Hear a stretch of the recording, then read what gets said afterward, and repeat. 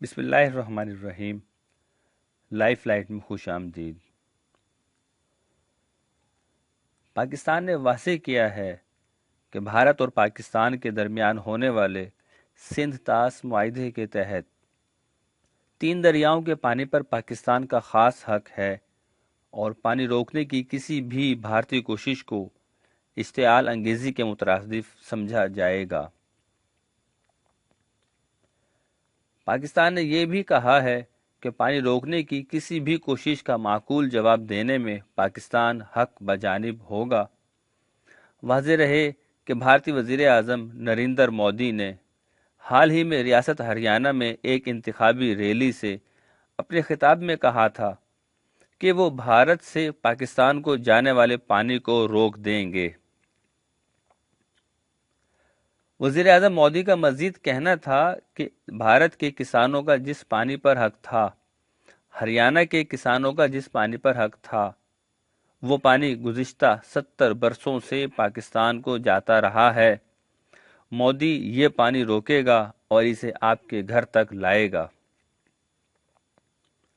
پاکستان کی وزارت خارجہ کے ترجمان ڈاکٹر محمد فیصل نے بھارتی وزیر اعظم نریندر مودی کے اسے متنازع بیان کا ذکر کرتے ہوئے کہا ہے کہ دونوں ممالک کے درمیان ہونے والے سندھ طاس معاہدے کے تحت پاکستان کا 3 مغربی دریاؤں کے پانی پر خاص حق ہے۔ دفتر خارجہ کی ہفتہ وار بریفنگ میں ان کا مزید کہنا تھا کہ بھارت کی جانب سے اس طرح کا بیان اس حقیقت کی ایک اور مثال ہے کہ مودی حکومت بھارت کو ایک غیر ذمہ دار اور جارحانہ ریاست بنانے پر آمادہ ہے، جس کی نظر میں انسانی حقوق اور بین الاقوامی برادری کے روبرو کیے گئے وعدوں کی کوئی اہمیت نہیں ہے۔ ڈاکٹر فیصل کا کہنا تھا کہ بھارتی حکومت کے اس طرح کے بیانات سے دنیا کی آنکھیں کھل جانی چاہیے۔ انہوں نے کہا یہ سمجھنا چاہیے کہ مودی کی سخت گیر حکومت جنوبی ایشیا اور پوری دنیا کے امن کے لیے واضح طور پر ایک خطرہ ہے۔ یہ پہلی بار نہیں کہ بھارت میں کسی سیاستدان نے پاکستان جانے والے پانی کو روکنے کی بات کی ہو، لیکن ماہرین کے مطابق جس پانی کو روکنے کی بات کی جاتی ہے وہ بھارت کے لیے مختص حصے میں سے تھا، یعنی سندھ معاہدے کے مطابق ان دریاؤں کا پانی جس پر انڈیا کا پہلا حق ہے۔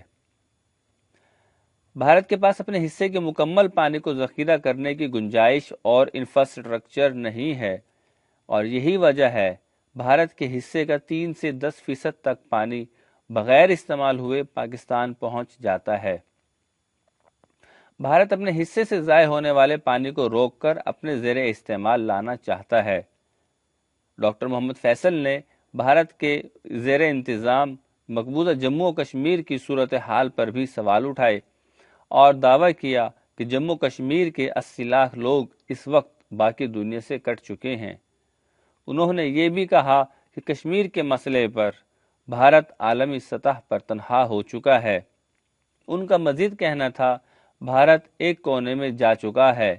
ان کے حزب اختلاف کے رہنما اور سول سوسائٹی یہ کہہ رہے ہیں کہ ان کی حکومت کے ایک غلط کام کی انہیں عالمی سطح پر کتنی بڑی قیمت ادا کرنی پڑ رہی ہے۔ عالمی لیڈرز یہ کہہ رہے ہیں کہ اس مسئلے کا حل نکلنا چاہیے۔